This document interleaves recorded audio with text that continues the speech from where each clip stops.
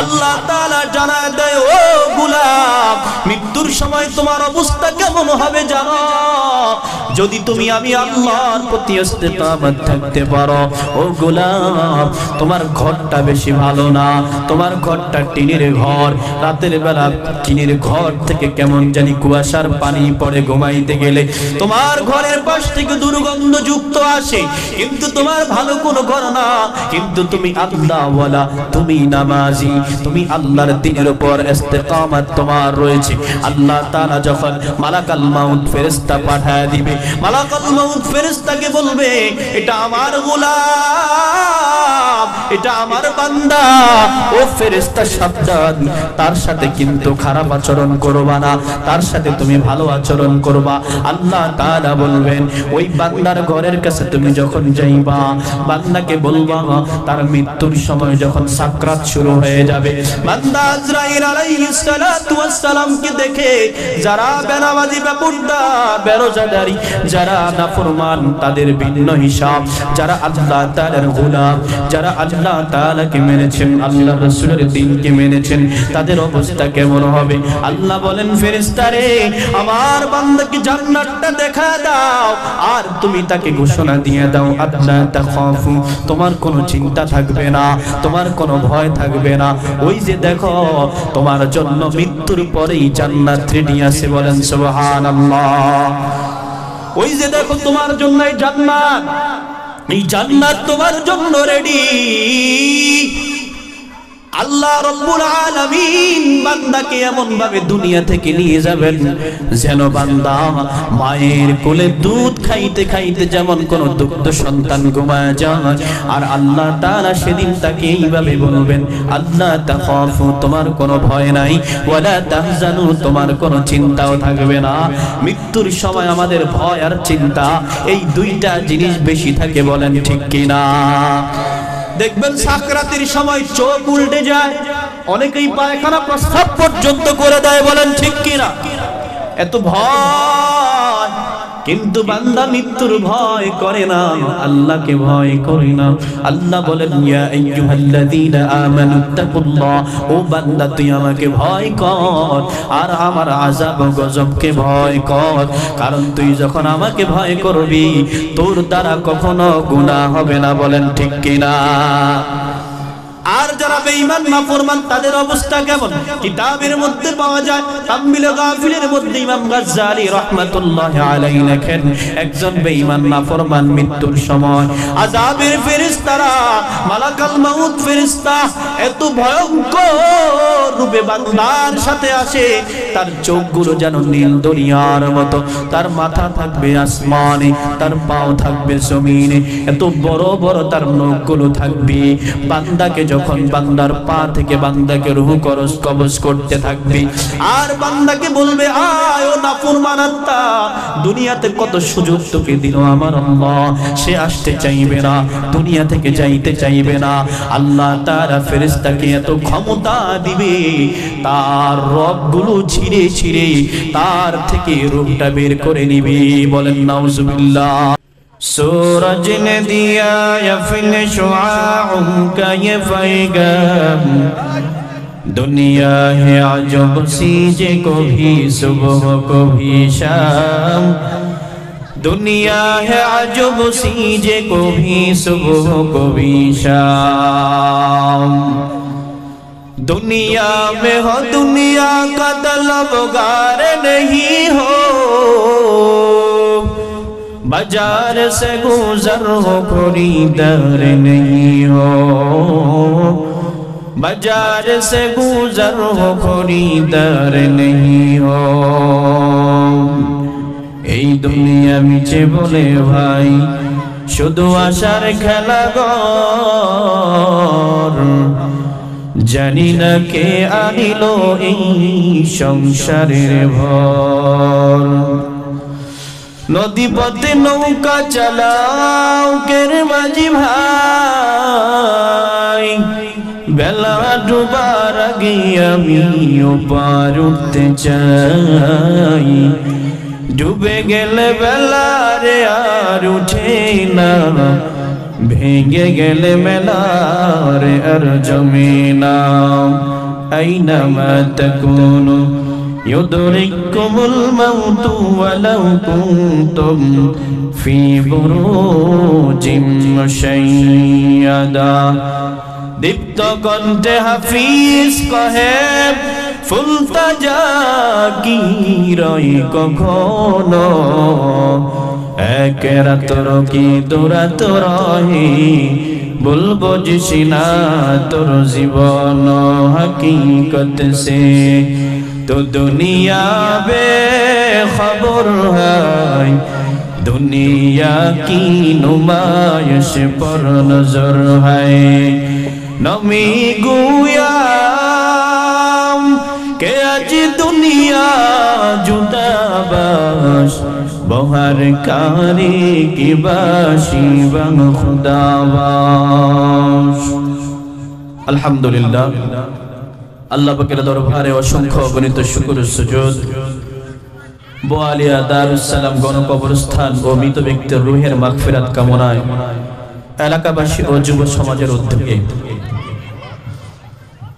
ওয়াজ ও দোয়ার মাহফিল আজ 29 নভেম্বর 2025 উপস্থিত মুহতারাম সম্মানিত সভাপতি জনাব আলহাজ হযরত মাওলানা কাজীমুদ্দিন সরদার সাহেব, আজকের যিনি প্রধান বক্তা প্রধান অতিথি আলহাজ হযরত মাওলানা নুরুল ইসলাম গুলজারি দামাত বরকাতুহু, যিনি বিশেষ ওয়াজ মতলব শাহী জামি মসজিদের সম্মানিত খতিব জনাব হযরত মাওলানা গোলাম সরওয়ার ফরিদি সাহেব, মঞ্চ বিশিষ্ট হযরত উলামায়ে কেরাম, দূর দূরান্ত থেকে আগত আল্লাহ পাকের আশিকিন জাকিরিন শাকিরিন, আমার সামনে বসা মুরব্বী বাবারা, যুবক ভাইরা, কলিজার টুকরা স্নেহের ছোট ভাইরা, পর্দার আড়ালের শ্রদ্ধা সম্মানিত মা ও বোনেরা, সৃষ্টির স্রষ্টা আল্লাহ তাআলার দরবারে অসংখ্য অগণিত শুকর ও সুজুদ যে আল্লাহ রাব্বুল আলামিন ফিতনা ফাসাদের জামানায় কোরআন ও সুন্নাহর ভিত্তিতে সহিহ তরিকায় দ্বীন ও দুনিয়ার আখিরাতের ফুজি করার উদ্দেশ্যে এই ময়দানে আসা ও বসার মতো তৌফিক দান করেছেন।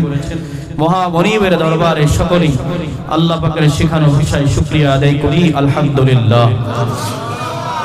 লাখো কোটি দরুদ ও সালাম ইমামুল মুরসালিন খাতামুন নবিয়্যিন হযরত মুহাম্মদুর রাসূলুল্লাহ সাল্লাল্লাহু আলাইহি ওয়াসাল্লামের উপর। সর্বোপরি শুকর যাদের অক্লান্ত পরিশ্রমের বিনিময়ে আজ এই সুন্দর আয়োজন। পারতেন বোয়ালিয়া এই স্কুল মাঠে গান বাদ্যযন্ত্রের আয়োজন করতে, যুব সমাজ দ্বীন ও ইসলামকে ভালোবেসে মহব্বত করে আল্লাহর রাসূলের দ্বীনকে মহব্বত করে আল্লাহ তাআলার রাসূলকে হৃদয়ের মধ্যে এঁকে এই জান্নাতি প্যান্ডেলের যারা আয়োজন করেছেন, আল্লাহ তাআলা প্রত্যেককে দুনিয়াতে শান্তি আখিরাতের মুক্তির ব্যবস্থা করুক আমিন। এখানে আমরা যারা আসতে পেরেছি আমরা খুশি না বেজার চিল্লায়া বলি? এই খুশি আপনারা এখানে আসছেন, আল্লাহ তাআলাও খুশি সুবহানাল্লাহ, আল্লাহ রাসূলও খুশি। ভাবতে পারি আমরা অল্প মুসলমান, আচ্ছা আপনারা একটু জবাব দিয়ে বলবেন তো জান্নাতে যাওয়ার সংখ্যক মানুষ কম হবে না বেশি হবে? দল কয়টা? 73টা। কয়টা? জান্নাতে যাবে কয়টা? একটা মাত্র। কয়টা?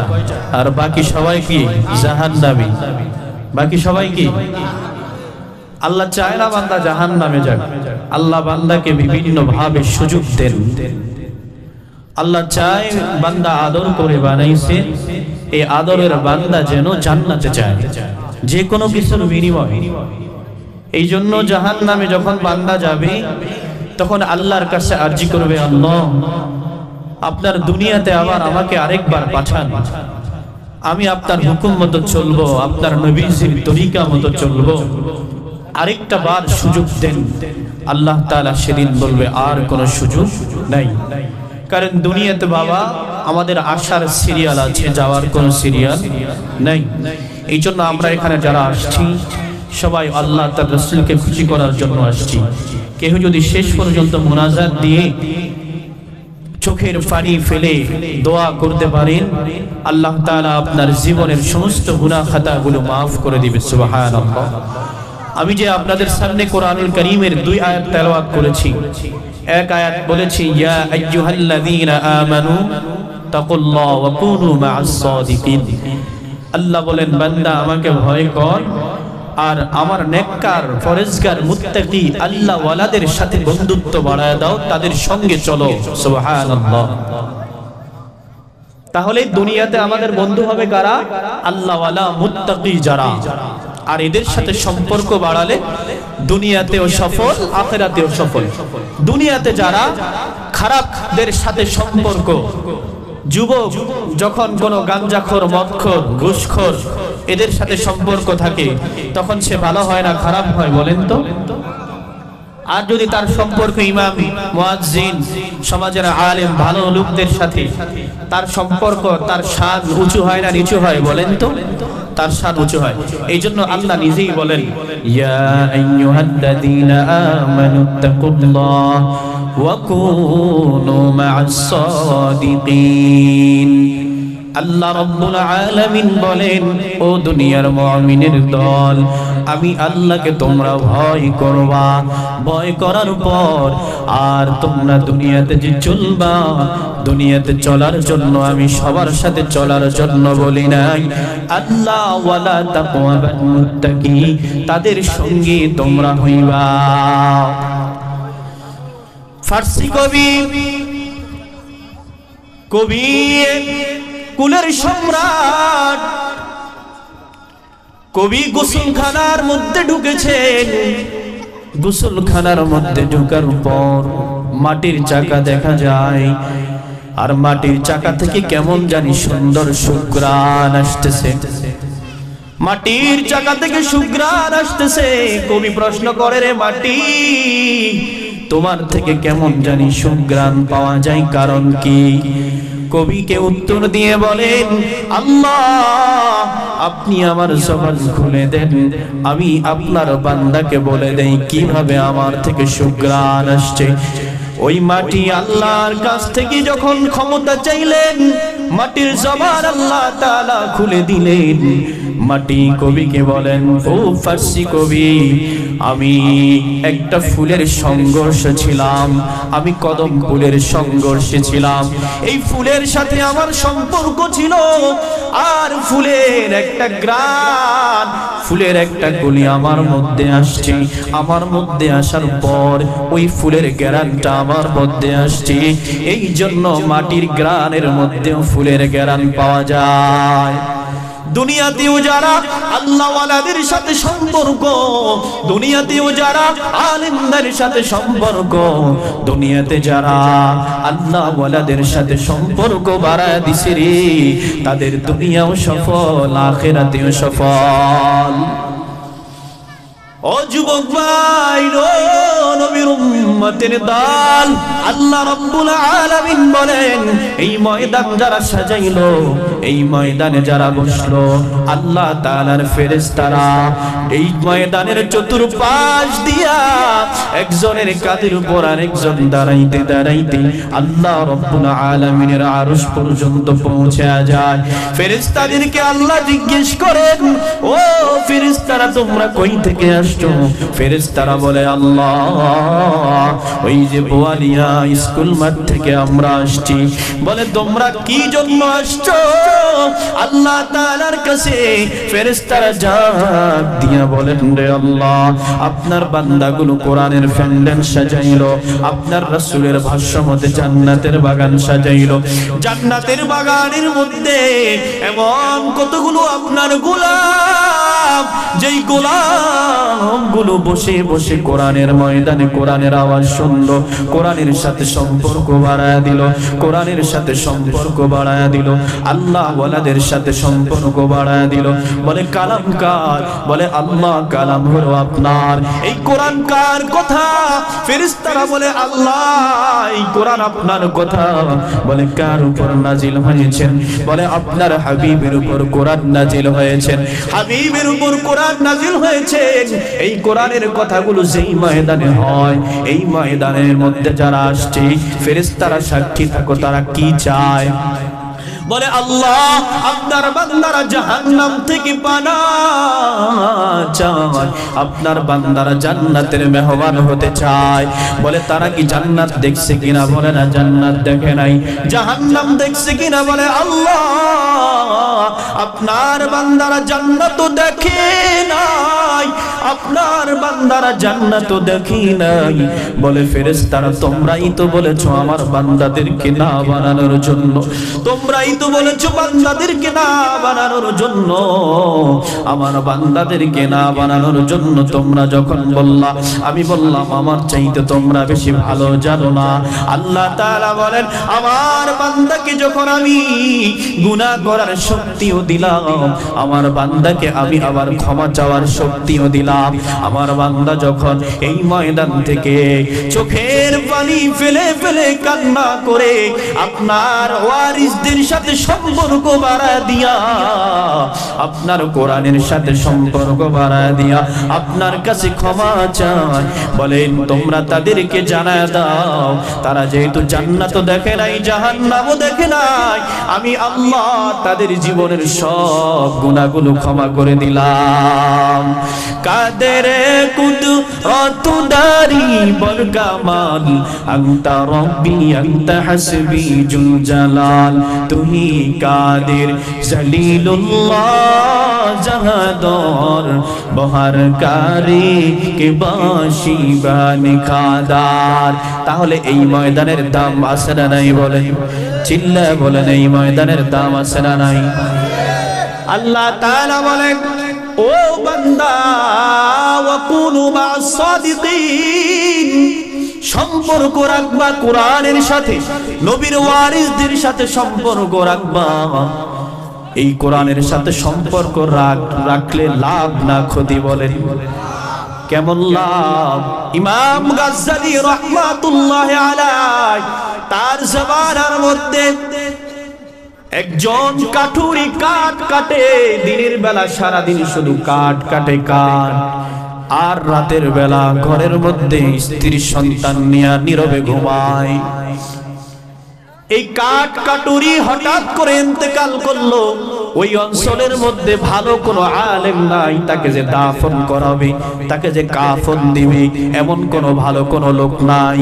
ইমাম গাজ্জালীকে আল্লাহ স্বপ্নে দেখাইলেন, ও আমার জামানার ইমাম, যাও যাও যাও, অমুক ময়দানের মধ্যে অমুক এলাকার মধ্যে আমার একজন গোলাম ইন্তেকাল করেছেন, যাও তার দাফন করাও, কাফন করাও, আবার কবরের মধ্যে শোয়া দাও। ইমাম গাজ্জালী খুঁজতে খুঁজতে এলাকা খুঁজে পায় না, মানুষদেরকে জিজ্ঞেস করেন, ও ইমাম গাজ্জালী, বারবার এক এলাকায় যায়, বলে এই নামে কাউকে চিনেন কিনা? বলে না। সামনের এলাকায় যায়, কাউকে চিনেন কিনা? গত রাত্রে ইন্তেকাল করেছেন। বলেন সামনের এলাকায় গিয়া দেখে, হা খবর পাইলেন ইমাম গাজ্জালী সুন্নাত মতো কাফন পরাইলেন। দাফন পরাবার পর ইমাম গাজ্জালী যখন ওই কাঠুরিয়াকে কবরের মধ্যে শোয়াবে, কবরের মধ্যে শোয়াবার আগে আগে কেমন জানি কবর থেকে জান্নাতি সুবাস, কেমন জানি কবর থেকে জান্নাতের আওয়াজ পাওয়া যায়। ইমাম গাজ্জালী সুন্নত মতো কবরের মধ্যে শোয়াইয়া মাটি দেওয়ার পর কৌতূহল বশত তার সন্তানকে ডাকলেন, ও সন্তান, তোমার বাবা এমন কি আমল করত যেই আমলের কারণে তোমার বাবাকে কবরে রাখার আগেই আগে কেমন জানি জান্নাতের সুবাস পাওয়া যায়? ইমাম গাজ্জালী বলেন, তার সন্তানকে জিজ্ঞাসা করার পর বলে, আমি জানি না, তবে হ্যাঁ আমার ঘরে আমার একজন মা আছেন, আমার মা হয়তো জানতে পারে। ওই মাকে পর্দার আড়াল থেকে ইমাম গাজ্জালী ডাকলেন, ও মা, আপনার স্বামী এমন কি আমল করত? আপনার স্বামীকে যখন আমি কবরের মধ্যে রাখলাম, কেমন জানি কবর থেকে জান্নাতি আওয়াজ পাওয়া যায়, জান্নাতি হাওয়া পাওয়া যায়, জান্নাতি ঘ্রাণ পাওয়া যায়। আপনার স্বামীর কবর থেকে কেন এত জান্নাতের সুবাস? মা বলেন, আমার স্বামী এমন কোন আমল আমার চোখে দেখি না। সারাদিন কাঠ কাটতো, অল্প টাকা বেতন পাইতো, অল্প টাকা দিয়ে আমাদের সংসার চলতো, কিন্তু এমন কোন আমল আমি আমি দেখতে পাই না। তবে রাতের বেলা আমার স্বামী যখন ঘুমাইতো, ঘুমানোর আগে ওই যে আমাদের তাকের মধ্যে একটা কিতাব, এই কিতাবটা যেন আমার স্বামী পড়তে পারে না। পড়তে না জানার কারণে কিতাবটা খুলে খুলে খুলে খুলে কিতাবের অক্ষরগুলোর উপর হাত বুলাইতো, আর কেমন জানি চোখ থেকে পানি পড়তো। চোখের পানির কারণে অক্ষর কালো দাগগুলো মুছে গিয়েছে। অনেক জায়গায় দেখবেন কাগজের মধ্যে পানি পড়লে দাগগুলো উঠে যায়। ইমাম গাজ্জালি বলেন, এটা তো অন্য কোনো কালাম না, আপনার স্বামী কোরআন পড়তে জানে না, কিন্তু কোরআনকে মহব্বত করেছেন, কোরআনকে ভালোবেসেছেন, কোরআন অনুযায়ী চলার চেষ্টা করেছেন, কোরআনওয়ালাদেরকে মহব্বত করেছেন। এই জন্য আল্লাহ রাব্বুল আলামিন আপনার স্বামীর কবরটা জান্নাতের বাগান বানিয়ে দিয়েছেন। বলেন আল্লাহু আকবার, আর জোরে বলেন আল্লাহু আকবার। আজকে যারা এই ময়দানে আছেন, এই কোরআনের সম্মান, আপনারা আসছেন কোরআনের কথাগুলো শোনার জন্য আসছেন। আমার আল্লাহ চাইলে নাজাতের জরিয়া বানাইতে পারে কি পারে না বলেন? এই জন্য আল্লাহ বলেন, ওয়াকুনু মা'আস সাদিকিন। আল্লাহ বলেন, বান্দা দুনিয়াতে তোমরা যখন খারাপ সঙ্গ চলো, যুবক যখন খারাপ সঙ্গ দেয় তখন যুবক হয়ে যায় মাস্তান, যুবক যখন ভালো সঙ্গ দেয় তখন যুবক হয়ে যায় সমাজের ভালো ভদ্র মানুষ। এই জন্য বাবাজিরা আমার, যদি আপনি আলেম হইতে নাও পারেন, একটা সন্তানকে আলেম বানাবেন।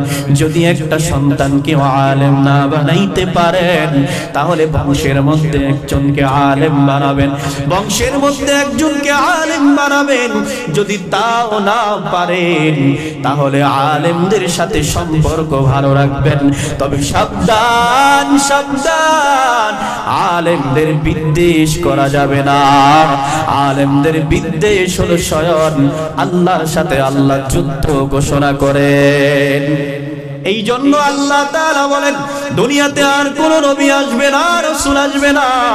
এই নবী রাসূলদের ওয়ারিসরা আলেমরা আপনাদেরকে কত জায়গায় বয়ান শোনাবে, জুমার বয়ান শোনায়, কত জায়গায় ডাকে। আল্লাহ তাআলা কিয়ামতের ময়দানে বান্দা যখন জাহান্নামের মধ্যে চলে যাবে, আল্লাহ তাআলা বান্দাকে ডাইকা বলবেন, বান্দা রে, তোরে আমি কত জায়গায় ডাকলাম, তোরে আমি ফজরে ডাকলাম, তোরে আমি জোহরে ডাকলাম, তোরে আমি আসরে ডাকলাম, তোরে আমি মাগরিবের সময় ডাকলাম, এশার সময় বান্দা তোরে আমি পাই নাই। তোরে কত জায়গায় মাহফিলের ময়দানে ডাকলাম, বান্দা সেখানেও তোরে আমি পাই নাই।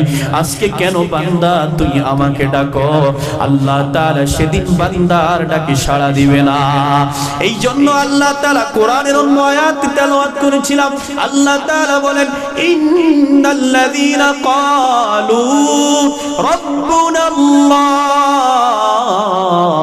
আল্লাহ বলেন, যারা আমাকে রব বলে স্বীকৃতি প্রদান করলাম, আর রব বলে স্বীকৃতি প্রদান করার পর এর উপর যারা ইস্তেকামত থাকলা, দুইটা কর্মসূচি পালন করলে তোমাদের পুরস্কার হবে দুইটা। বলেন কয়টা?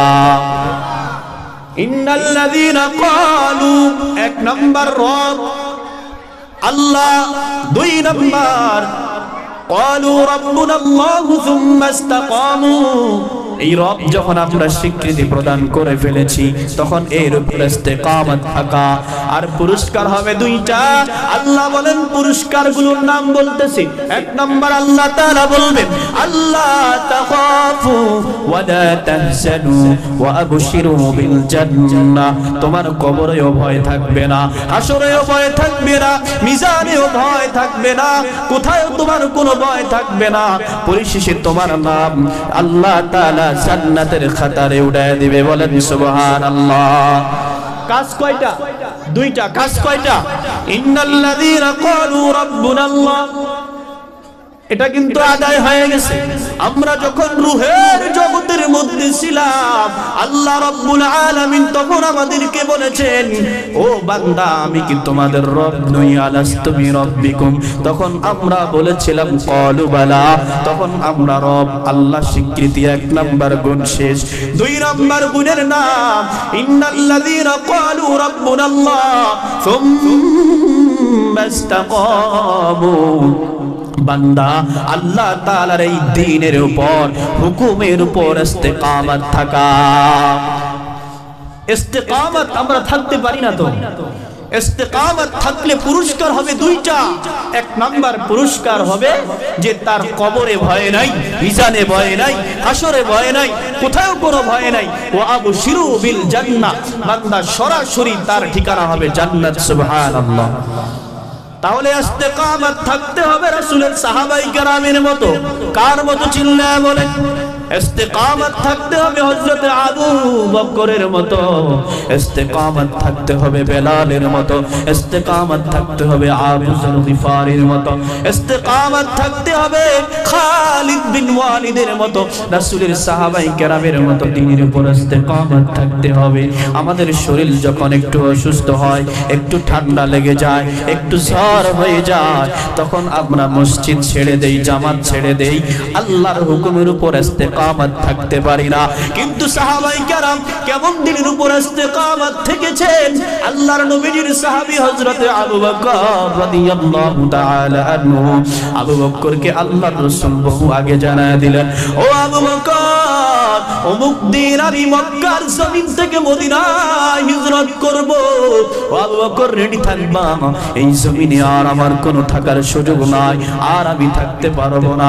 আবু বকরকে আল্লাহর নবীজি যেদিন থেকে জানায় দিলেন, আবু বকর বলেন, আল্লাহর কসম নবী, আমি সেই দিন থেকে আর কোনোদিন বিছানার মধ্যে রাতের বেলা ফিট লাগাই নাই। আল্লাহর নবীজির ঘরের চতুর্পাশ দিয়া আরবের যুবকগুলো দাঁড়ায় গেছেন আল্লাহর নবীকে হত্যা করবে। গভীর রাত, আল্লাহর নবীকে হত্যার জন্য তারা প্রস্তুত। আল্লাহ তাআলা হযরত জিবরাইলকে পাঠিয়ে দিলেন, জিবরাইল যাও আমার হাবিবের কানে কানে জানায় দেন, আমার হাবিব আর এখানে থাকতে পারবে না। গোতর ঘরের চতুর্পাশ দিয়া কেন জানি শত্রু দাঁড়ায় আছে। জিবরাইল আইসা নবীজির কানে কানে বলেন, জিবরাইল আপনি আর এখানে থাকতে পারবেন না রে নবী, আপনার দেশ থেকে আপনার উম্মত গুলো তাড়ায় দিবে। আল্লাহর নবীজি এক মুষ্টি মাটি নিয়া যখন সামনে আগাইলেন, আল্লাহর নবীজি এক মুষ্টি বালি মেরে দিলেন, আর তাদের চোখগুলো ডলতে ডলতে আল্লাহর নবীজি সরাসরি আবু বকরের দরজায় গিয়া দাঁড়া গেলেন। আবু বকরকে ডাইকা বলেন, ও আবু বকর, কোথায় রে আমার আবু বকর? চলো, এই জমিনে আর থাকা যাবে না। আবু বকর এবার ঘরের দরজা টাস করে খুলে ফেললেন। আল্লাহর নবীজি বড় আশ্চর্য হয়ে গেলেন। আল্লাহর নবী বলেন, রে আবু বকর, তুমি কি ঘুমাও না? আবু বকর বলে, না নবী, আপনি যেদিন বলেছেন আপনি এখান থেকে হিজরত করবেন, এরপর থেকে আমি আর একদিনও ঘুমাই না। বলে, তোমার ছেলে সন্তানগুলো ঘুমায় না।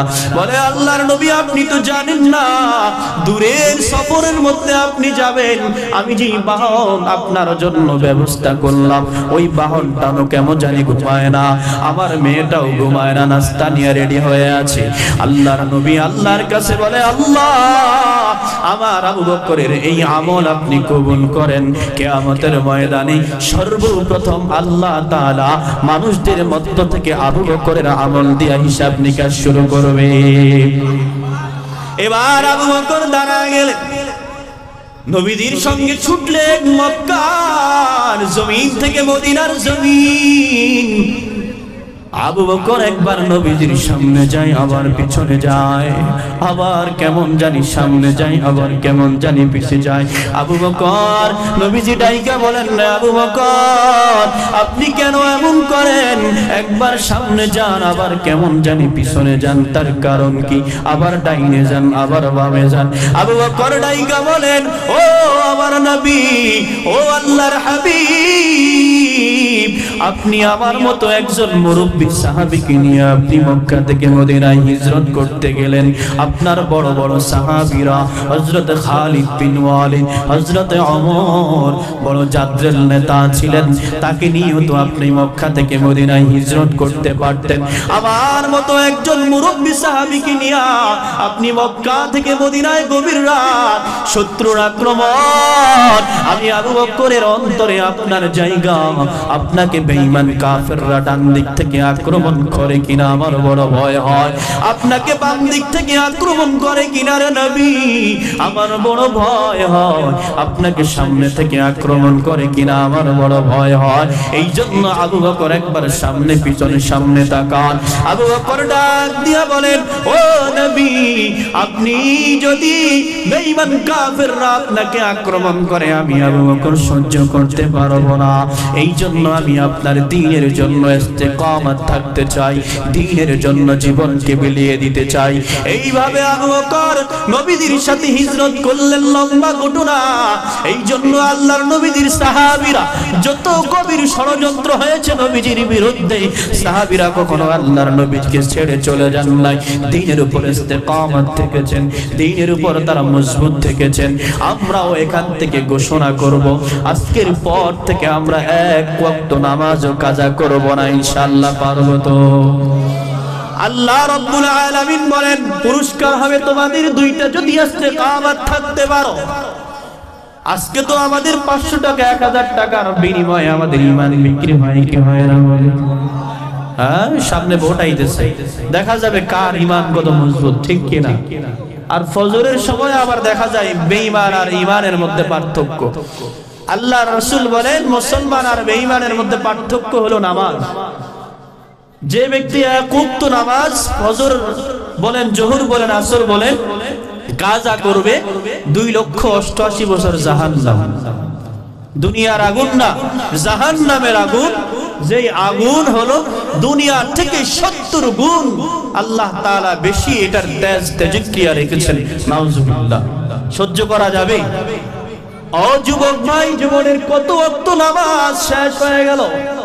হেলায় খেলায় ফজরের জামাত কখনো হয় জানি না যুবক।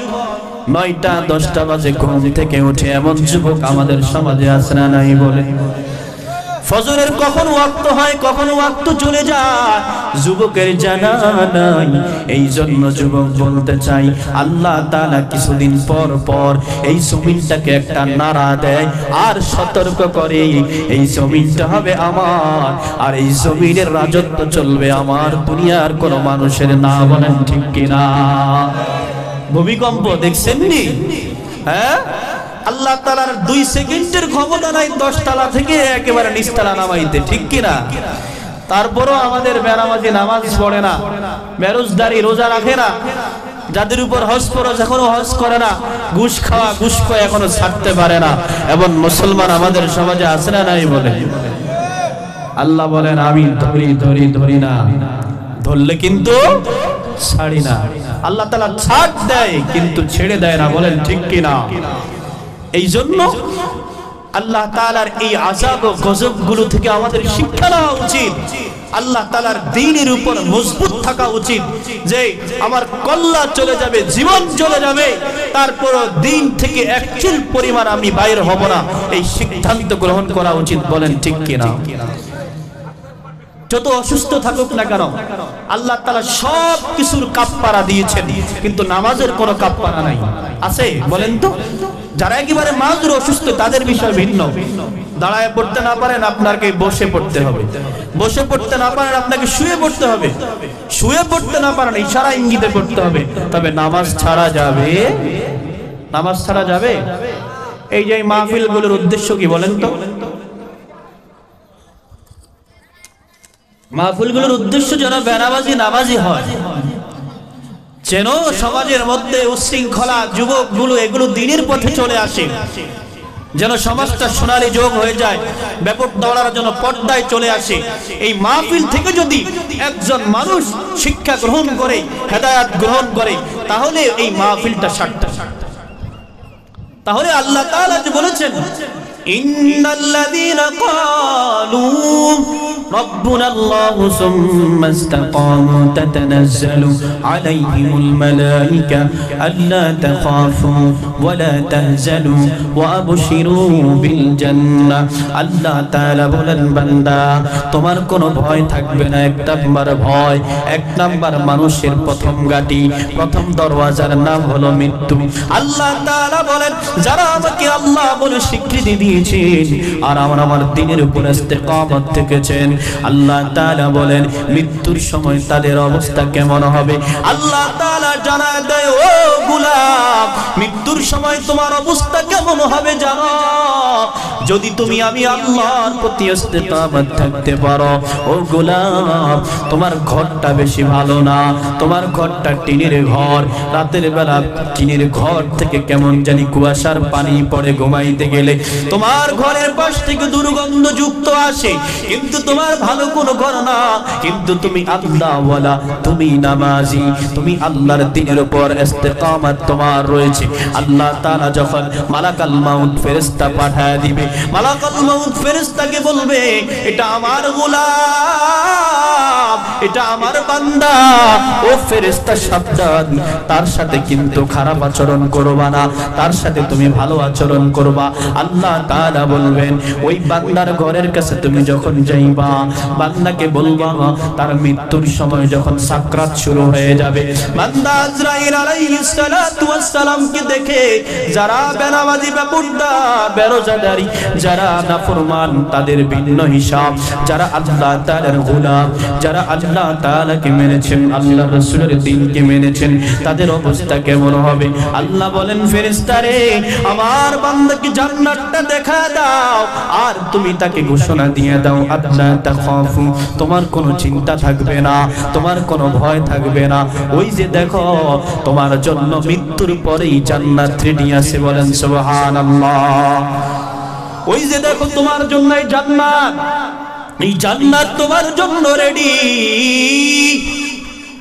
আল্লাহ রব্বুল আলামিন বান্দাকে এমন ভাবে দুনিয়া থেকে নিয়ে যাবেন যেন বান্দা মায়ের কোলে দুধ খাইতে খাইতে যেমন কোন দুগ্ধ সন্তান ঘুমায় যায় আর আল্লাহ তাআলা সেদিন তাকে এইভাবে বলবেন আল্লাহ তাখাফু তোমার কোনো ভয় নাই ওয়ালা তাহজানু তোমার কোনো চিন্তাও থাকবে না মৃত্যুর সময় আমাদের ভয় আর চিন্তা এই দুইটা জিনিস বেশি থাকে বলেন ঠিক কি না দেখবেন সাকরাতের সময় চোখ উল্টে যায় অনেকেই পায়খানা প্রস্রাব পর্যন্ত করে দেয় বলেন ঠিক কি না এত ভয় কিন্তু বান্দা মৃত্যুর ভয় করে না আল্লাহকে ভয় করে না আল্লাহ বলেন ইয়া আইয়ুহাল্লাযীনা আমানুত্তাকুল্লাহ ও বান্দা তুই আমাকে ভয় কর আর আমার আযাব ও গজবকে ভয় কর কারণ তুই যখন আমাকে ভয় করবি তোর দ্বারা কখনো গুনাহ হবে না বলেন ঠিক কি না আর যারা বেঈমান নাফরমান তাদের অবস্থা কেমন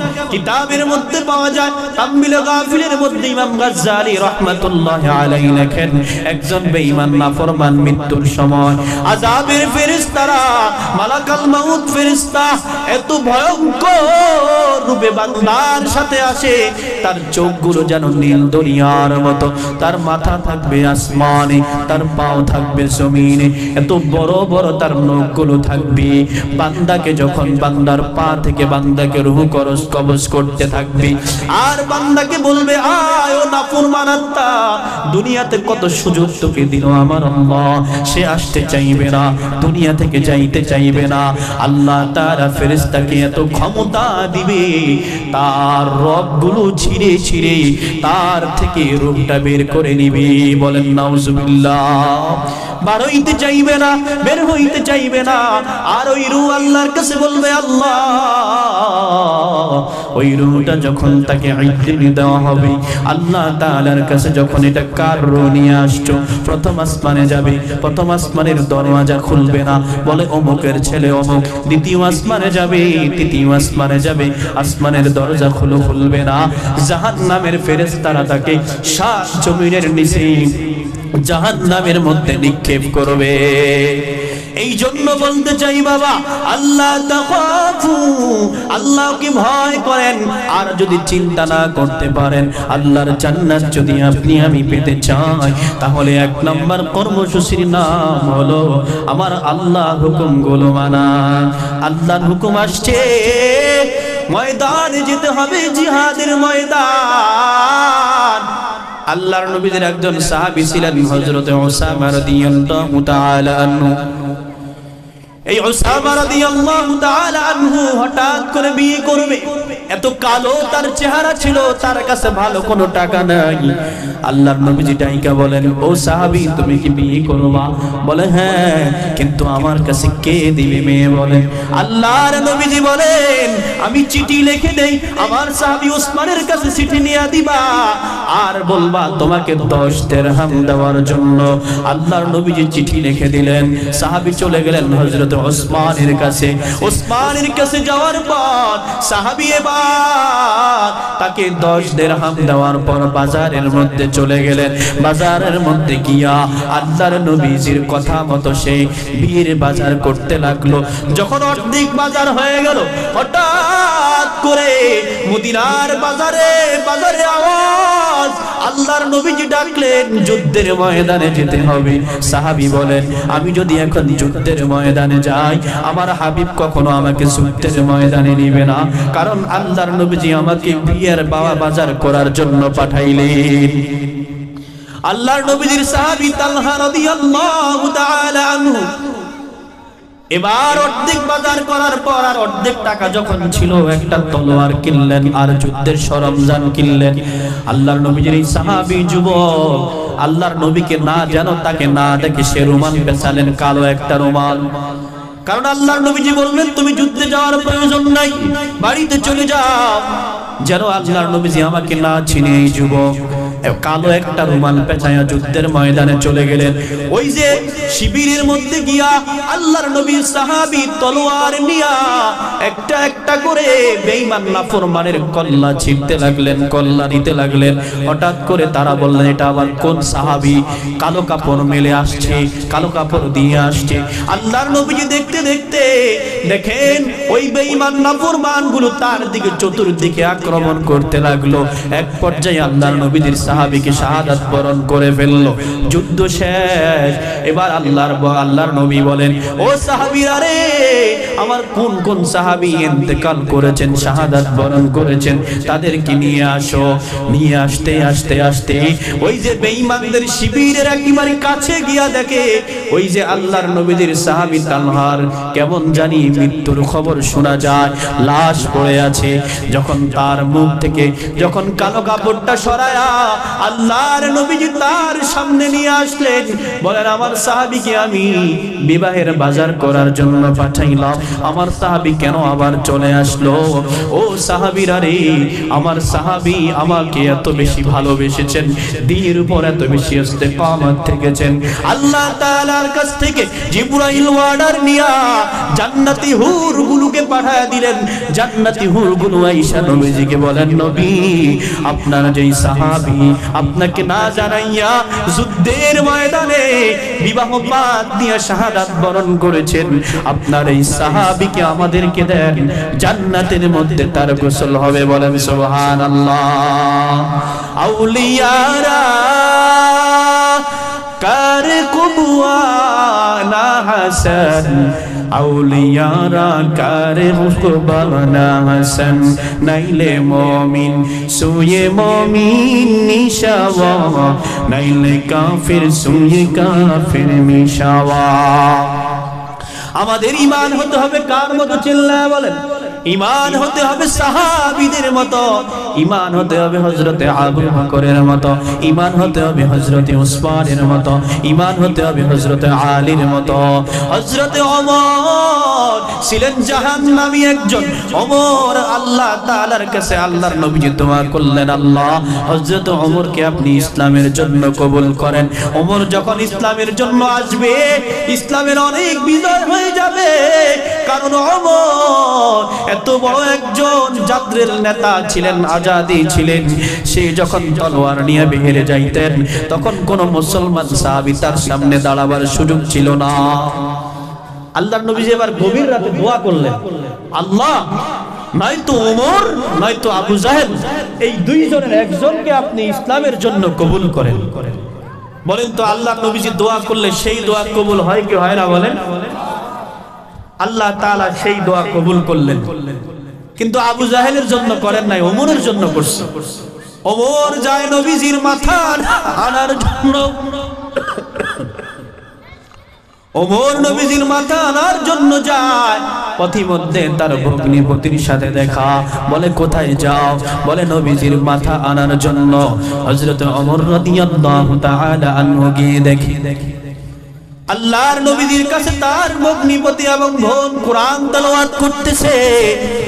আল্লাহর নবীজি এবং সাহাবায়ে কেরাম খবর পেলেন, তাদেরকে রক্তাক্ত করে ফেললেন। ওমর তলোয়ার নিয়ে নবীজির ঘরের দরওয়াজায় গেলেন। সাহাবায়ে কেরাম দাঁড়ায় গেলেন, ওমরকে আজকে প্রতিহত করব। আল্লাহর নবীজি বলে, না না না, আমার ওমর হয়তো আজকে তার জন্য হয়তো হেদায়েতের বাণী আল্লাহ তাআলা কবুল করেছেন, কারণ ওমরের জন্য আমি গত রাতে দোয়া করলাম। ওমর আয়েশা নবীজির কাছে তলোয়ার রাইখা বলেন, ও নবী, আমাকে ঈমান পরায়া দেন, আমাকে মুসলমান বানায় দেন, কারণ আমি বুঝে গেছি এই কোরআন ছাড়া কখনো জীবনে পার পাওয়া যাবে না, আপনার মহব্বত ছাড়া কখনো পার পাওয়া যাবে না, আপনার ভালোবাসা কখনো পার পাওয়া যাবে না। নবীজি ওমরকে হঠাৎ করে কালিমা পড়ায় দিলেন, লা ইলাহা ইল্লাল্লাহু মুহাম্মাদুর রাসূলুল্লাহ। ওমর এবার তলোয়ার নিয়া দাঁড়ায় গেলেন, আল্লাহর নবীকে বলেন, ও নবী, আজকে থেকে কখনো গোপনে গোপনে ইসলাম চলবে না, আজকে থেকে ইসলাম চলবে অপিনে। আসেন, যারা তাদের বোনকে যারা বাইহারা করতে চাও, যারা তোমাদের স্বামীকে তোমরা হারাইতে চাও, বিধবা হইতে চাও, তোমরা আজকে আমার তলোয়ারের নিচে আসো। এইভাবে ওমরের জন্য কবুল হয়েছে। সেই ওমর ছিল জাহান্নামী। আল্লাহর রাসূলের সাথে সম্পর্ক করার কারণে, আল্লাহর রাসূলের সাথে সম্পর্ক বাড়াবার কারণে, এই দ্বীন বোঝার কারণে, দ্বীন মানার কারণে, দ্বীনের উপর ইস্তেকামত থাকার কারণে আল্লাহ তাআলা ওমরকে দুনিয়ার জমিনের মধ্যে জান্নাতের সার্টিফিকেট দিয়েছেন। সুবহানাল্লাহ। এখনো যদি আমরা আমাদের সম্পর্কগুলো নবীর সাথে লাগাইতে পারি, আমাদের সম্পর্কগুলো নবীর ওয়ারিসদের সাথে লাগাইতে পারি, তাহলে আমাদের জন্য আল্লাহ তাআলা জান্নাত দিতে পারে কি পারে না বলেন? হ্যাঁ, যে আরবের মানুষগুলো ছিল আপনার আমার মতো একবারে অবলা, তারা দ্বীন বুঝতো না, একেবারে জাহিলিয়াত ছিল।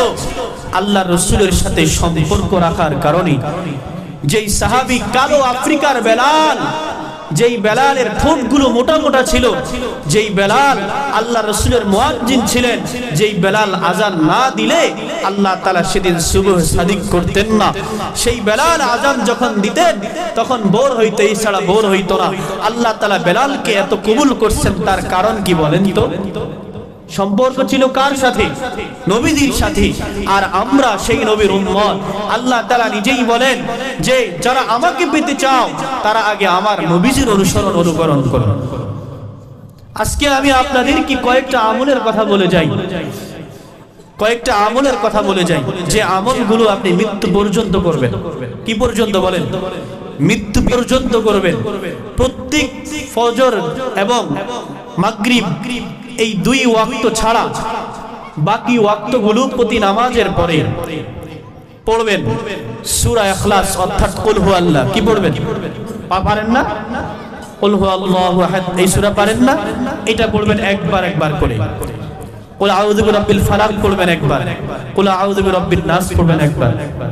ফজরে পড়বেন তিনবার তিনবার, আর মাগরিবে পড়বেন তিনবার তিনবার, আর জোহর আসর ঈশা এগুলো পড়বেন একবার একবার। এর সওয়াব কি? পয়গম্বর আরবি সাল্লাল্লাহু আলাইহি ওয়াসাল্লাম বলেন, যারা এই সূরাগুলো প্রতিনিয়ত নামাজের পরে আদায় করে তাদের জন্য আল্লাহ তাআলা দুনিয়া ও আখিরাতের সমস্ত প্রয়োজনগুলো আল্লাহ তাআলা মিটায় দেয়। সুবহানাল্লাহ।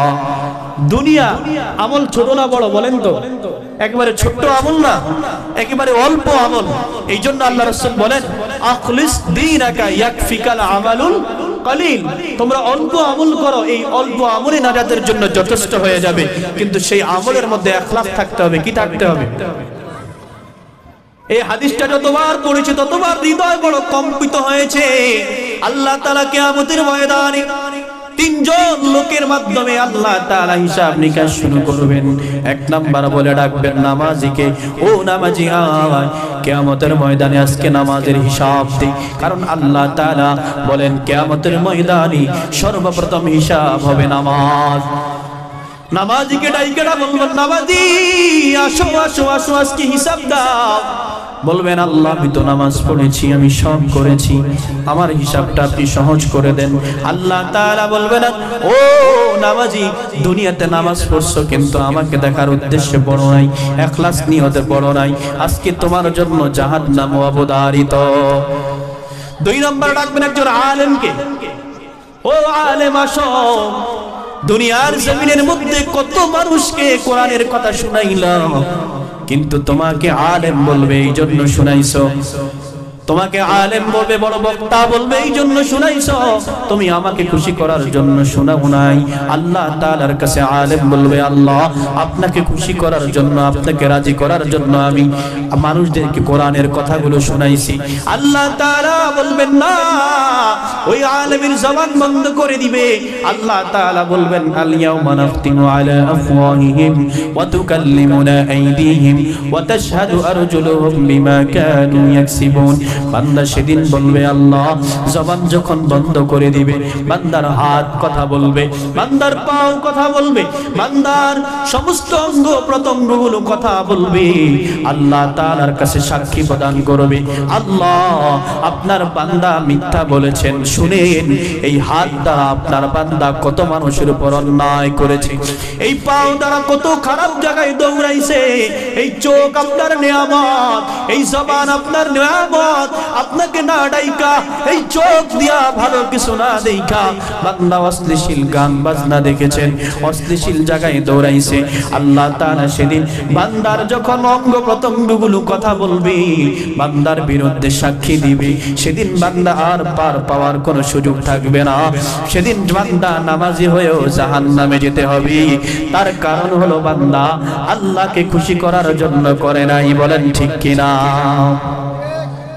সেই জন্য সেদিন আলেমকেও ডাকবে, একজন দানবীরকে ডাকবে, দানবীর আয় আয়, দুনিয়াতে তুমি দান করছো কার জন্য? দানবীর বলবে, আল্লাহ আপনাকে খুশি করার জন্য করছি, আপনার রাস্তায় ব্যয় করছি। বলে দানবীর, না, তোমাকে মানুষ দানবীর ডাকবে এই জন্য তুমি দান করছো। আল্লাহ বলবেন, ও বান্দা, আজকে তুমি তোমার পাওনা দুনিয়াতে পেয়ে গেছো, এখানে আর তোমার কোনো পাওনা নাই, আজকে তোমার পাওনা হলো জাহান্নাম। এই জন্য দুনিয়ার জমিনের মধ্যে একমাত্র শুধুমাত্র কেবলমাত্র সব কিছু হবে কার জন্য বলেন তো? একমাত্র লিল্লাহিয়াত, আল্লাহ তাআলার জন্য। কার জন্য? চিল্লায়া বলেন। একমাত্র আল্লাহ তাআলার জন্য, শুধুমাত্র কেবলমাত্র। আমার নামাজ, আমার জীবন, আমার মরণ সব কিছু একমাত্র আল্লাহ তাআলার জন্য হতে হবে। যদি অন্তরে ভিন্ন কোনো মত থাকে, ভিন্ন কোনো মত থাকে, ভিন্ন কোনো আদর্শ থাকে, তাহলে দুনিয়াতেও বান্দা লাঞ্ছিত, আখিরাতেও বান্দা লাঞ্ছিত। বান্দার জন্য খালিদিনা ফিহা আবাদা, চিরস্থায়ী জাহান্নাম। গত কিছুদিন আগে মানিকগঞ্জের মধ্যে একজন বাউল আবুল সরকার নামে, মুসলমানের ঘরের সন্তান। বলেন কিসের ঘরের সন্তান? আবুল সরকার মুসলমানের ঘরের সন্তান। আল্লাহর বিরুদ্ধে কলমদার করায় দিছে। বলে আল্লাহ কোরআনুল কারীমের মধ্যে এক জায়গায় এটা বলে, আরেক জায়গায় ওটা বলে, আরেক জায়গায় এটা বলে। যারা সোশ্যাল মিডিয়ায় খবর রাখেন আপনারা দেখেছেন, বলেন ঠিক কিনা? বলে এক জায়গায় আল্লাহ তাআলা এটা বলে, অন্য জায়গায় এটা বলে। এটা কি আল্লাহর মুখ না অন্য কিছু? বলেন নাউজুবিল্লাহ। মুসলমানের ঘরের সন্তান হয়ে তার জবান থেকে আল্লাহর বিরুদ্ধে কথা বলার সাহস সে কোথায় পেল? এর মাথা আমরা চিন্তাও করতে পারবেন না আপনি। যারা নাস্তিক হয় এরা মুসলমানের ঘর থেকে হয়। এখন বলেন তো এই আল্লাহর বান্দা যে আল্লাহর বিরুদ্ধে কলম